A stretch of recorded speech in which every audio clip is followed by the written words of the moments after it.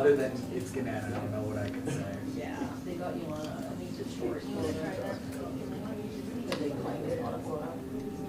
It's just churning over. Not just that. Okay. We'll be on to go back to them. My friend was like, oh, will you ever go back to like the Star? And I was like, I would love to. Then we worked with the lodge. But it's gonna be much better.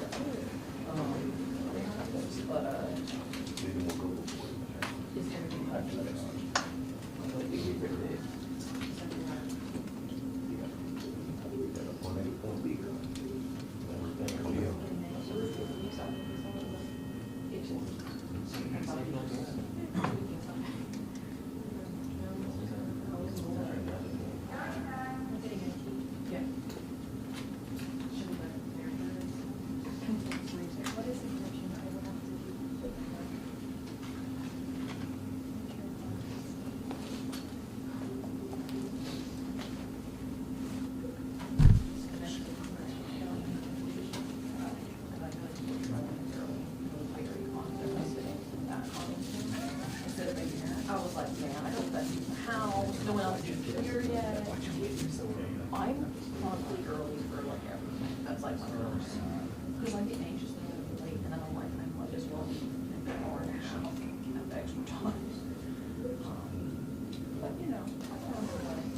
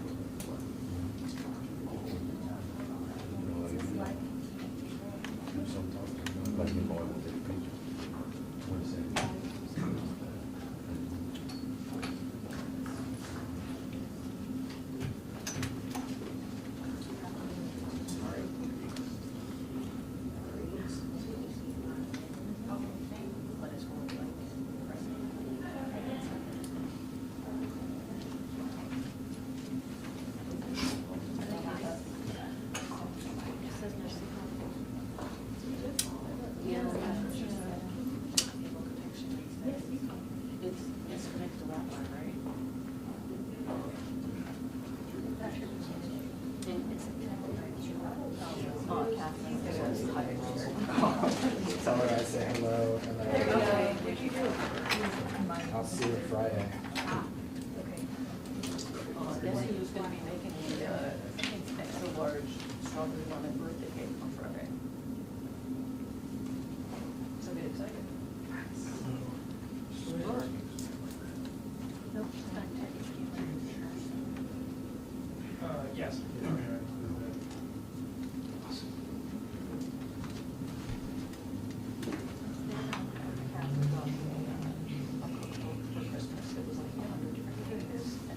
This is so much good. Yeah. And I was like, okay, let's take it.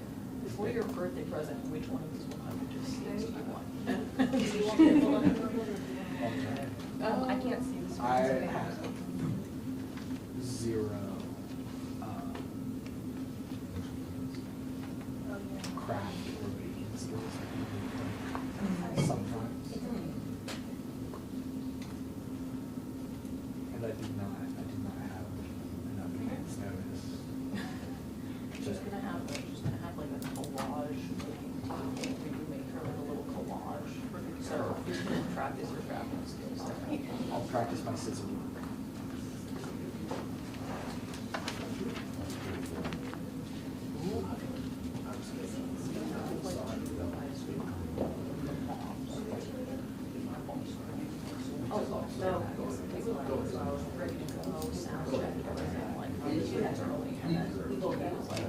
Surprise, no signal, so I'm glad they got The last time I came to the press conference here, like power went out. No, in the whole building? Yeah. Did all the generators? The generators didn't get out for like a solid I 15 think minutes. that's, I got it, slash potentially, if I was celebrating when that happened, I would never come back. I would be like, Stuck in the elevators. that is my actual nightmare. The elevators did kick back in. They were the first things to kick back in. Good, good. 'Cause But only one of them worked. oh my God, I would be so bad.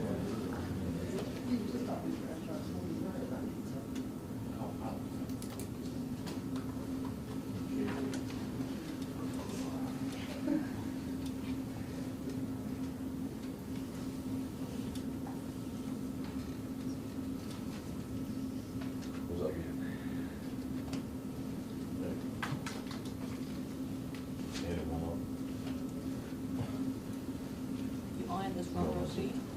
Don? You're too good to sit in the chair, I see. I see how. Yeah. You didn't put an ollie on. Roll up empty hand. I think it would improve you then. Yeah. Okay, I got you.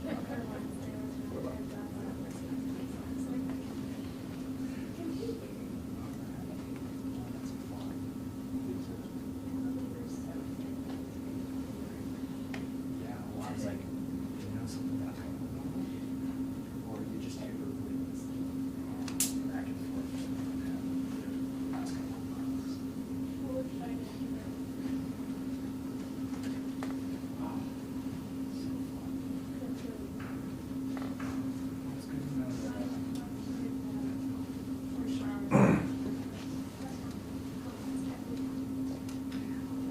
Happy to have you. I was just like, this is such a big deal. I wonder what she's doing. I think it is, but I'm sure there are plenty of ways to. We need to bring it up to like national speed, especially with times like. Dad literally is, I don't know, anchors, like I feel like that's kind of what we used into it. But, good to see you too.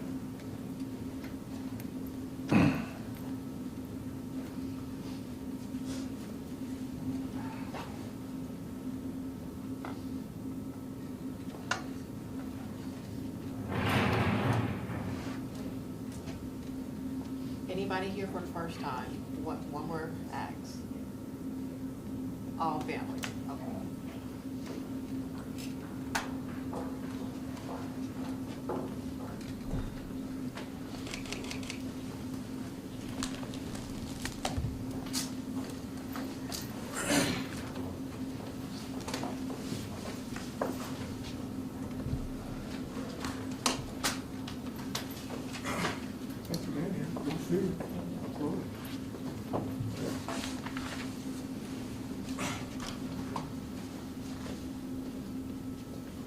Okay, so good afternoon. My name is Lee Harris, Mayor of Shelby County. Pleased to be here. In 2025, we saw more than a dozen deaths at 201 Poplar. In fact, in the last 2 months of the year alone, there were at least 5 individuals who died while in custody. In 2026, this new year, we must get this right. We've seen a serious breakdown in management and in oversight, but I think now is the year when things can be fixed. Those joining me today are mothers of sons who have been in 201 Poplar. These families have been affected by the lack of basic humanity in our jail. You'll hear from them first, and then I'll be back up to speak about the crucial steps that we need to take to correct what's going on in our jail. First, I'd like to bring up Betty Alivo, and she joins us by Zoom. In November 2025, Ms. Betty's son died while in custody at our jail. With that, I give Ms. Betty the floor, virtually speaking, to make some comments at this time. Ms. Betty. Thank you, Mr. Mayor, for the introduction and allowing me to speak. My son Christopher was a father of 4 and the oldest sibling. He is deeply loved by his family. He had just been released from a psychiatric hospital. Memphis was supposed to be his bus transfer station, not his final destination. He was arrested for misdemeanors that did not warrant a death sentence. Christopher was found unresponsive in his cell and spent several days in the ICU. The jail never informed me he was done. I never had the opportunity to pray for his recovery or embrace myself for the trauma that came, his death. No mother should ever have to experience that. Incarceration should never, ever replace a person's humanity. And leadership should never grow so accustomed to tragedy that it no longer feels the weight of it. Christopher is one of 13 people who lost his life in the jail in their monthly death row. This is a crisis, losing over one person a month. Sheribana continues to say that a new jail is the solution, blaming it on deplorable conditions. A building doesn't monitor cells, people do. A building doesn't decide to withhold information from a grieving mother. Leadership does that. You cannot build your way out of lack of humanity. When 13 people die in 1 year, it's a failure of oversight, not a failure of infrastructure. There are still 2,000 families that are being affected that have loved ones in that jail. I fear for their lives today.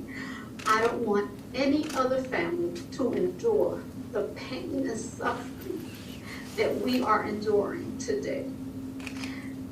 I'm asking the leaders of Tennessee to demand transparency and hold those in charge accountable before another life is lost.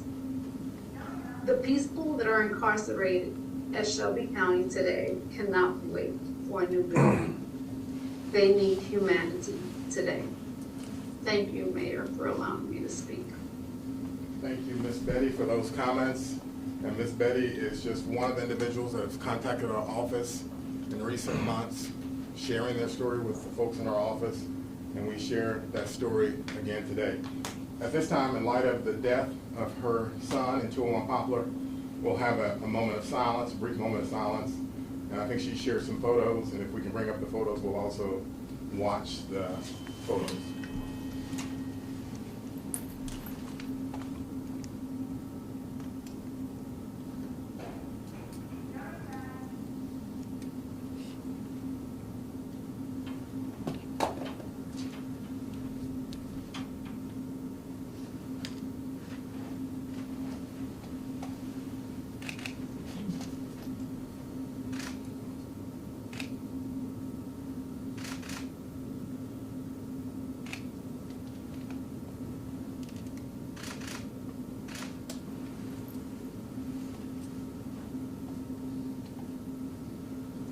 Thank you. At this time, I'd like to invite to the podium to make some remarks Ethel Kilgore Ball. Ms. Kilgore Ball has a son, and her son has reported traumatic treatment and experiences while in custody at 201 Poplar. Ms. Kilgore Ball now co-chairs MICA's Transformational Justice Task Force. Ms. Kilgore Ball.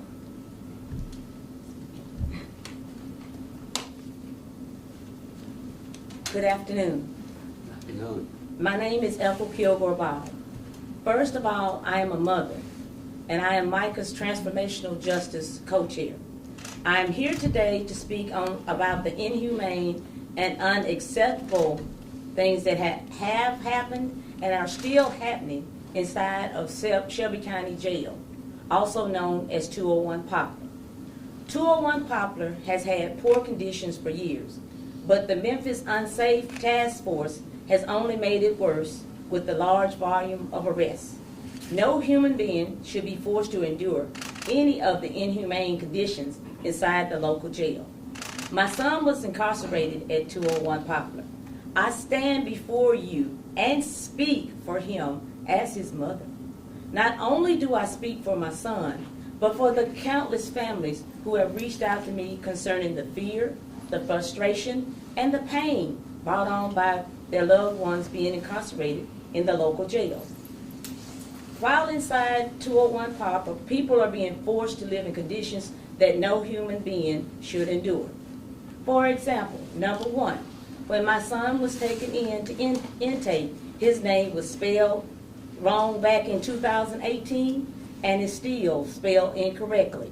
Names are being spelled incorrectly and given several alias names during intake that has led to several wrong people being arrested. He went for 16 days with only one shower. No shower for days at a time continues. Then there were the lice and the roaches. The lice-infected people in cells were given the same sheets while he was there, and the lice spread from one cell, lice and roaches spread from one cell to the other. Then there was the days where he went without any recreational time. When they asked about it, the staff simply blamed the others, or they said they were short-staffed. One incident, it was August, it was nearly 100 degrees, the air conditioning went out, and the only relief that they offered inside the jail was a fan. There were several nights that I would sit and wait for him to call, and the phones are cut off at 10 o'clock. At 9:55, he would call, and I asked, why did it take you so long?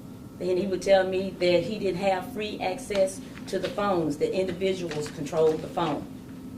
These are not minor issues. These are serious health risks. These are a violation of basic human dignity. People at 201 are still human beings. In 2025, there were 12 people that died at 201 Poplar. Many are awaiting trial. Many have families who love them. Being incarcerated does not mean being stripped of basic human rights. 201 Poplar is a pre-trial facility, so the majority of the people they have not had their day in court. As a mother, it breaks my heart to know that someone's child is being forced to live in this way. As an advocate, it angers me to know that this has been allowed to continue without accountability. A new jail is a long-term solution that is being proposed by the Sheriff's Office, but we need stakeholders to come together with immediate solutions.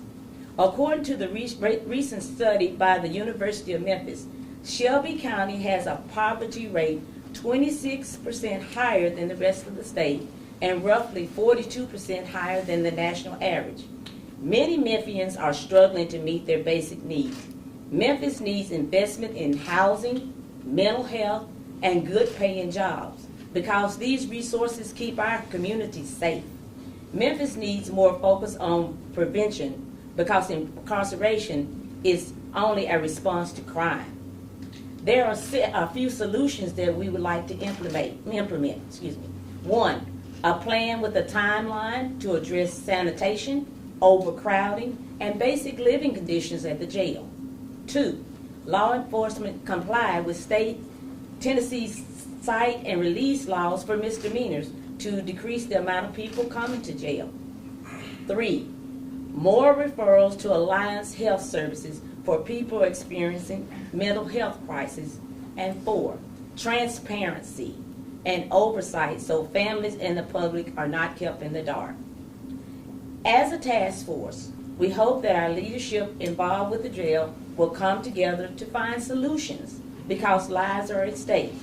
If we remain silent while people are dying, we are compliant. Thank you. Thank you, Ms. Kilgore-Ball. At this time, we'd like to invite to make remarks Laura Geddes, who's co-chair of the MICA Transformational Justice Task Force.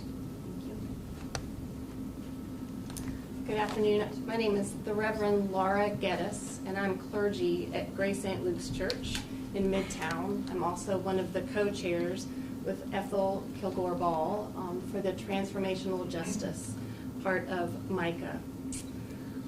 The mission of MICA, which is Memphis Interfaith Coalition for Action and Hope, is to equip people of faith and goodwill to organize communities for systemic change through collective action. The 3 areas of community focus that MICA looks at and focuses on are called pillars. There is housing and livable neighborhoods, there's transit equity, and there's transformational justice. It's the transformational justice that is trying to address systemic harms in the criminal legal system by transforming conditions that allow injustice to persist. It is not a reformative approach that modifies existing structures. Transformational justice is advocating for community-led accountability and alternative responses to harm. The Grace St. Luke's Community of Faith is partnered with Micah because as Episcopalians and as Christians, it is our baptismal covenant which calls us to respect the dignity of every single human being by doing justice, by loving mercy, and walking humbly with God. We stand with all of our neighbors in collective action for systemic change. Thank you. Okay, we want to say thank you to the mothers and also thank you to the representatives of Micah for being here, for sharing their stories today and sharing their stories repeatedly along the way, looking for someone to listen. And these stories are heartbreaking, but they are consistent. And so this is not the first set of mothers that I think elected officials in Memphis and Shelby County have heard from, but we're hoping that in 2026, this is the last set of mothers. At this time, I'd like to just make a couple of remarks about what kinds of reforms we'd like to see, and there are two. One, we'd love to see the Sheriff's Office come up with a plan for reform in 2026. There's a document that some of you have already, and that we will circulate to those that don't have it, which is the current state of affairs in terms of planning from the Sheriff's Office. I view the current plan as insufficient. It doesn't talk about what the sheriff is going to do to reduce the incidence of death and serious harm that we've heard about today. The plan, you can read it for yourself, doesn't talk about very much. In fact, when I first saw the so-called plan, I was shocked and dismayed. I repeatedly emailed the sheriff and his team and said, this couldn't be. You must have a plan more serious than what's in front of me. We need a plan in 2026. We can't have another year like the last one. And secondly, we're asking all of those with responsibility, that includes yours truly and the county commission and the sheriff's team, to take seriously the effort by Erica Sugarman to form a civilian law enforcement review board.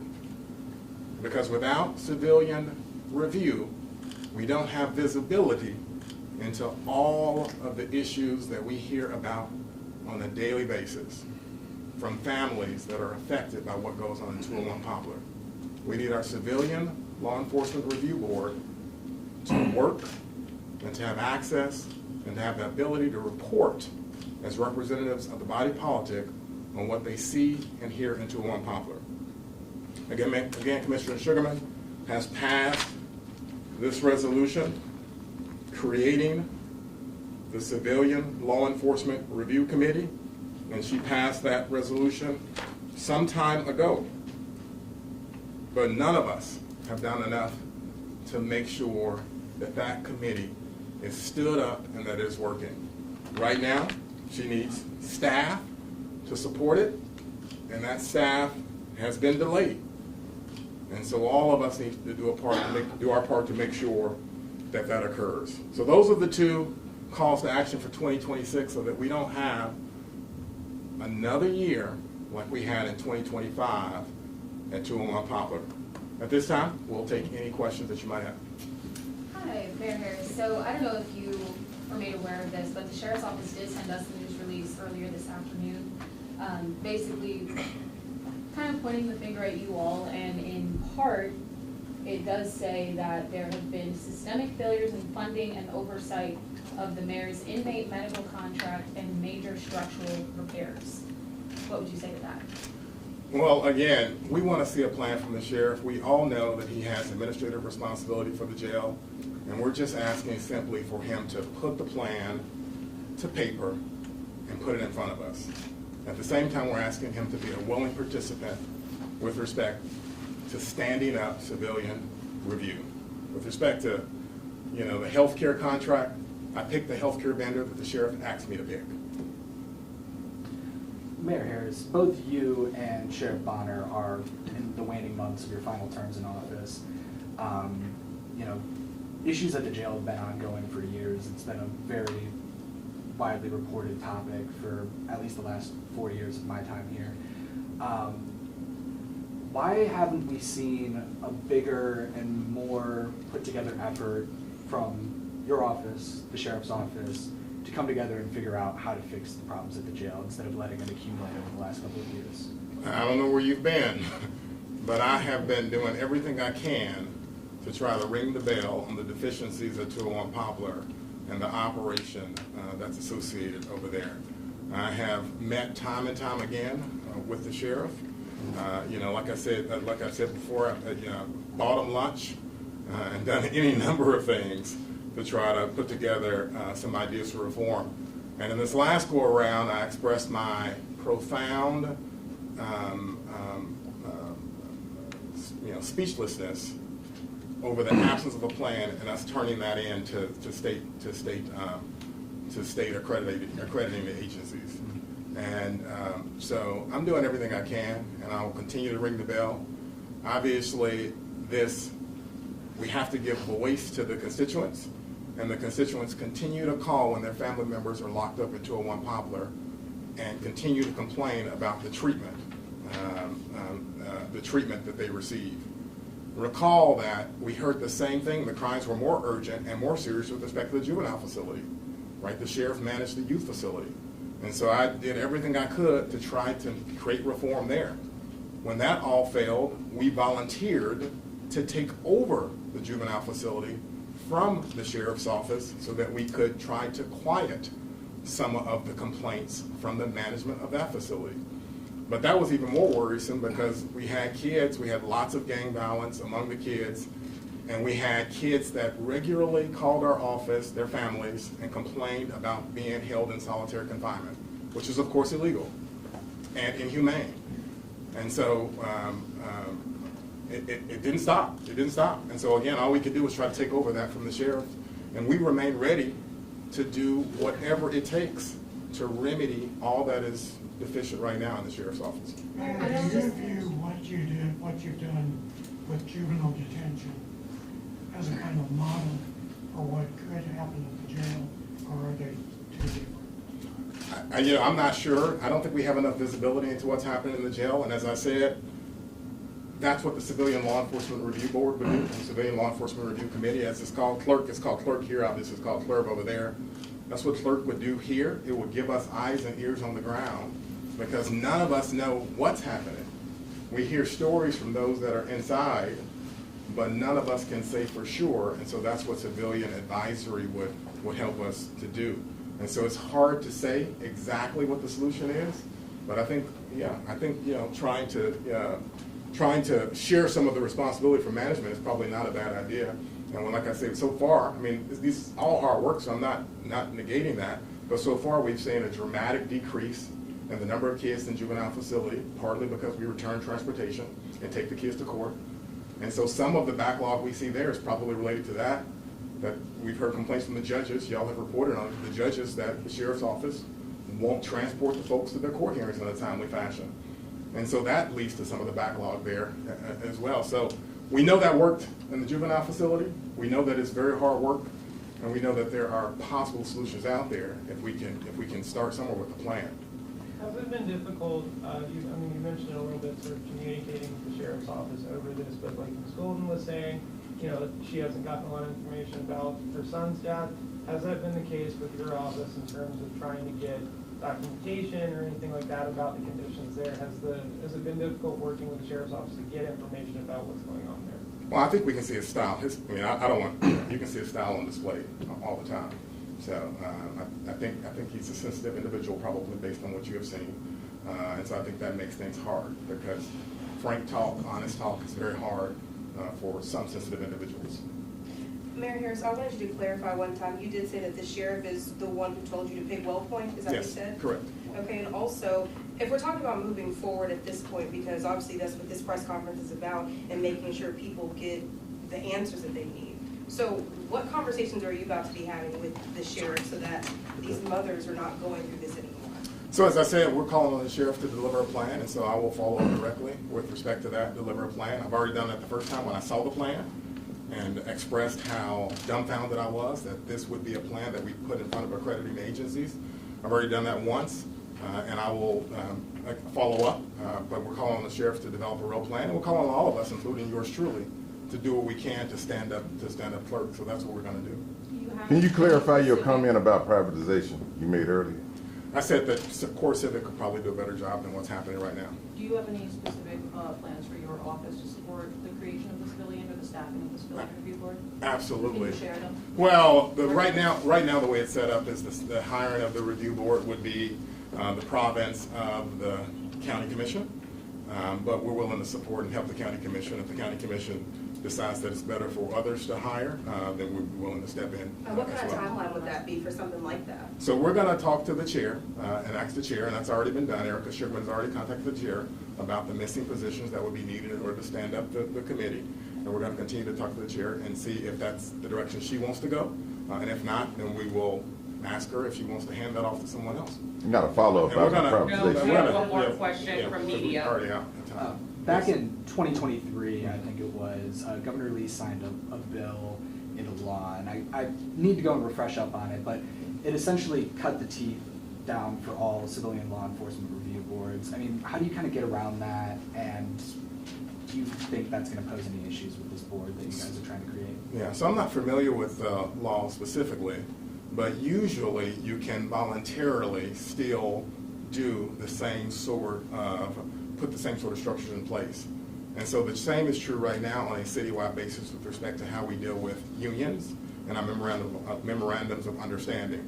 So at the state level, the state has passed many laws to say that unions are illegal and that there is no enforceable bargaining power as between a local government and unions. But we voluntarily enter into the same, substantively the same sort of agreements with our unions as if they were enforceable under state law.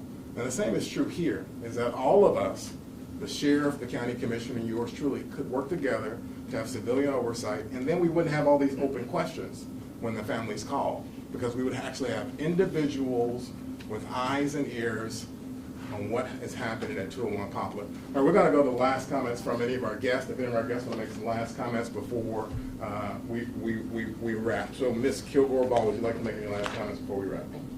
Okay. And Ms. Betty, is she still there? Ms. Betty, would you like to say anything before we wrap? Did she say no? No, not at this time. Okay. And Thank you. Thank you, Ms. Laura. Anything? No, not at this time. Okay. All right. Thanks, everyone. Okay, thanks very much.